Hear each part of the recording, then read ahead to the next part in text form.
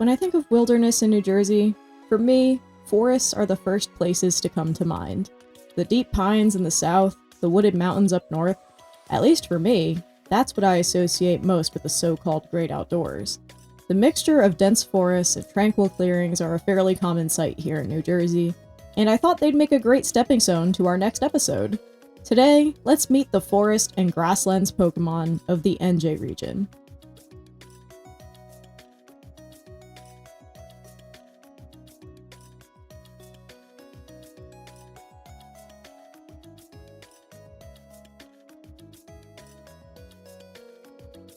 The first Pokemon we'll meet today is our first convergent Pokemon. Meet Vulpix, the aggressive Pokemon. It's a pure fighting type. While it resembles Vulpix, it's actually from a completely different family. It has great physical prowess despite its small size. While Vulpix may look a lot like a fox, it's actually inspired by the eastern coyote. These animals are often mistaken for each other in the wild, so I thought they would make for a good convergent. In mythologies around the world, both foxes and coyotes are associated with tricksters, so it felt appropriate to draw another connection between them. After all, historically these animals have held similar places in the minds of the public, largely as mischievous, troublemaking kind of pest animals that bothered your livestock. However, this has changed a little bit.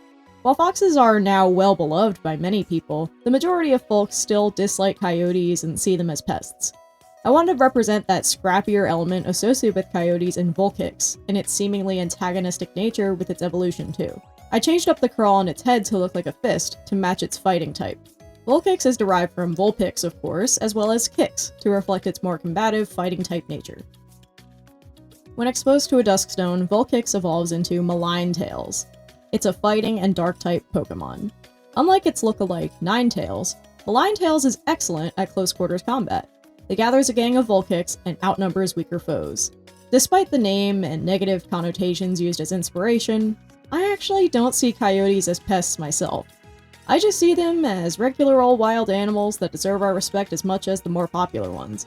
With its pompadour and tendency to gather a pack, Malign-Tails is more inspired by the idea of gangsters and other such hooligans. Both Malign-Tails and Vulpix have a more rugged look, since every coyote I've seen has had that vibe as well. I think this helps differentiate them from Vulpix and Ninetales, who have more of a clean and regal aesthetic. Naturally, the name Malign-Tails combines Ninetales with malign. Of course, Pokemon aren't just based on wildlife, they're based on the culture and history of the real world too. I think few cultures are as synonymous with the troubled history of the United States more than the Puritans. So, let's meet Wilgrim! It's just a plain old normal type. These nervous Pokemon travel in large colonies. They limit interaction with outsiders. The design of Wilgrim is based on traditional, stereotypical pilgrim outfits, meant to be a combination of both men's and women's clothes.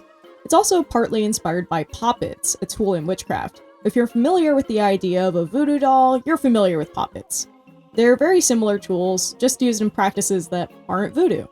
Wilgrim is meant to be innocuous yet charming, since they haven't awakened to their full power yet. Since they're insular by nature, they're a rare encounter deep in the forests of Enjey. Their name comes from pilgrim, will as in force of will and willpower, and will as the English future tense. After all, everything interesting about Wilgrim lies in its future. Under most circumstances, Wilgrim will evolve into Crucigrim, the witch hunt Pokemon. It's a normal and dark type.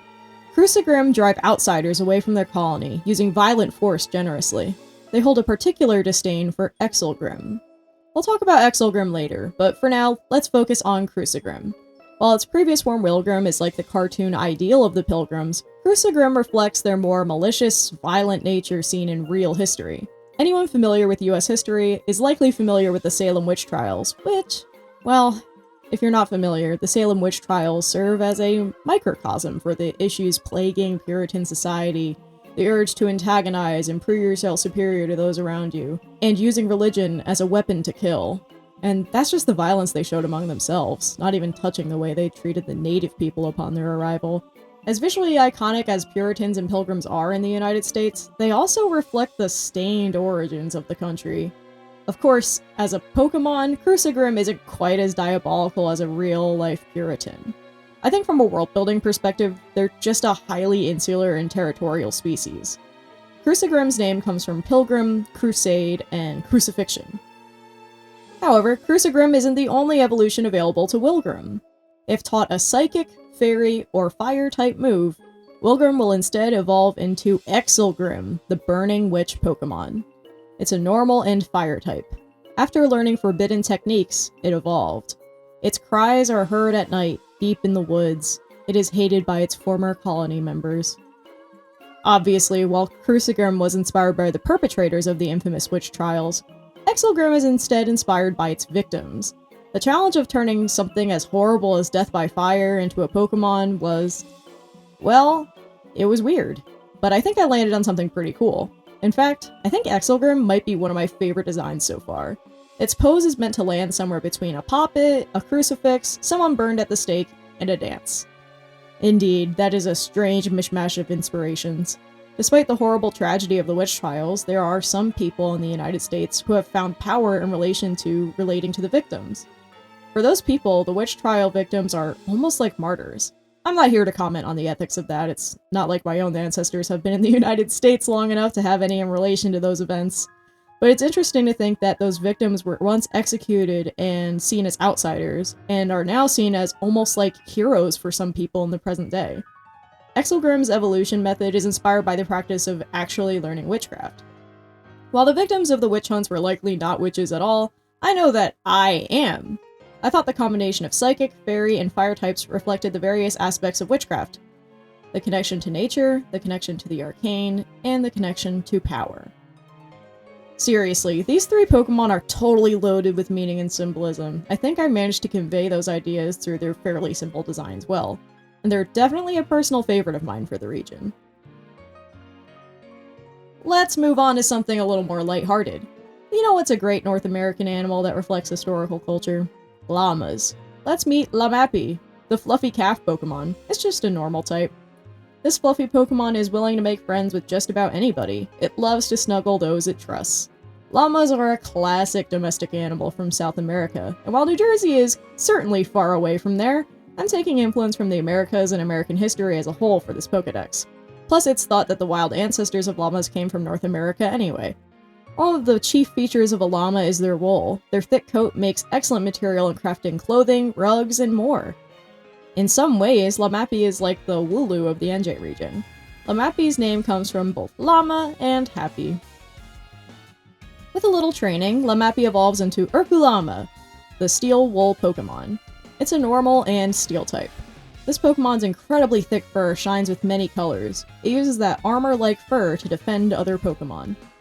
As you can tell from the species name, Urkulama takes inspiration from steel wool. In fact, I'm kind of surprised that the concept hasn't made its way to Pokemon and Canyon yet. At least, at the time of writing this anyway. Urkulama is also based on Urkuchile, an Incan god worshipped by herders. He was a multicolored llama who watched over and protected other animals. If this concept sounds familiar to canon Pokemon to you, that's because Urkuchile is one of the many inspirations for Arceus. I mean, Arceus basically is a multicolored llama governing and protecting other creatures.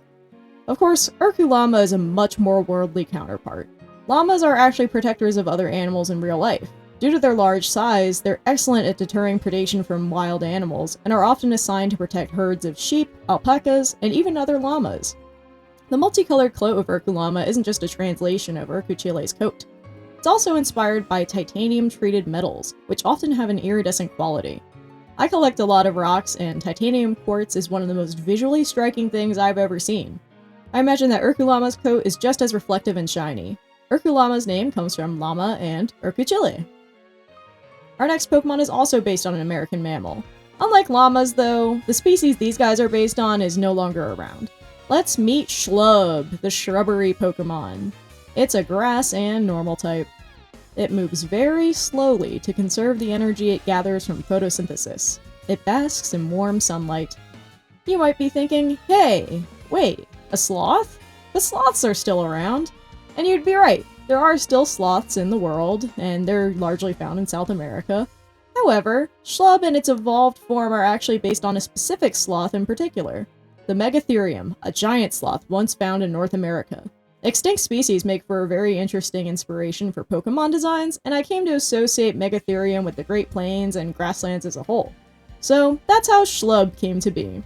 Unlike modern sloths that climb trees and live an arboreal lifestyle, Megatherium was a ground-dwelling sloth. Seriously, go look at some paleo art of this thing. It's a cool creature, and it's really a shame that it's gone. Schlub isn't just based on a sloth, of course, it's also a shrub. As a slow Pokemon, camouflage is an excellent method of self-defense, and by just sitting around looking like a bush all day, I bet it can hide from any predator. The name Schlub is a corruption of shrub and sloth, and to be honest, it might be one of my favorite Pokemon names for this project. When exposed to a Sunstone, Schlub will reach its final form, Megaloth, the Great Plain Pokemon. It's still a Grass and Normal type. Despite its slow speed, this Pokemon can deal massive damage with its sharp claws. It uses these to cut up leaves and fruits. Megaloth takes a stronger inspiration from the Megatherium, with a longer snout and an upright posture. When laying down, I like to imagine that it looks like a patch of wildflowers and tall grass. Heck, maybe you better watch your step on the Enjey Plains. You might step on a sleeping Megaloth. Even though it has those sharp claws and is capable of defending itself, I think they're generally quite gentle by nature. Think of something like Drampa, but more common. They're just fiercely protective of their friends. Naturally, its name comes from Sloth and Megatherium. Alright, let's get back to proper forest Pokemon. We've had a Convergent, now let's see an actual regional variant. Let's meet Enjey and Tropius, the cone Pokemon. It's a grass and ice type. This cold climate variant of Tropius creates fragrant cones on its neck, which are popular in the making of candles and perfumes. This Tropius is inspired by the numerous coniferous or cone-bearing trees found in New Jersey. And most of all, it's inspired by the Norway spruce. Norway spruce are one of my favorite coniferous trees around here. They have these distinctive, droopy branches, giving them this sort of snowed-on silhouette even in the heat of summer. They also produce these long, sappy cones, and when grouped together, they kind of resemble bunches of bananas. Hence this version of Tropius. I also have a more out-of-fiction reason to include Tropius as well. Tropius is actually my girlfriend Hazel's favorite Pokemon. I couldn't just put Hoenn and Tropius in Enjey though, the climate just isn't tropical enough. So, behold! A wonderful cold climate variant that's even fluffier and cuter than the original. At least as far as my tastes are concerned. Both versions are excellent creatures. Let's move on to the last line of this video. Meet La Larva, the larva Pokemon. It's a bug and normal type. Groups can be found singing amongst themselves in forests, meadows, and fields. When close to evolving, their songs grow louder. La Larva is inspired by the larva of the eastern bumblebee, a favorite insect of mine here in New Jersey. Even if bumblebees don't produce honey like domestic honeybees, they're still a keystone species. They do lots of important pollination that virtually every other species benefits from. They're key pollinators for crops like tomatoes and blueberries, which are commonly grown here in New Jersey. These are also excellent communicators, and I always associate them with the quiet hum of their gentle flight. That's part of why I tied these Pokemon to music as well, and gave them the normal typing. Normal type is often associated with things like sound and music, so I thought it would be a good fit for these guys. La Larva is, of course, from larva and la la, a common thing for people to sing.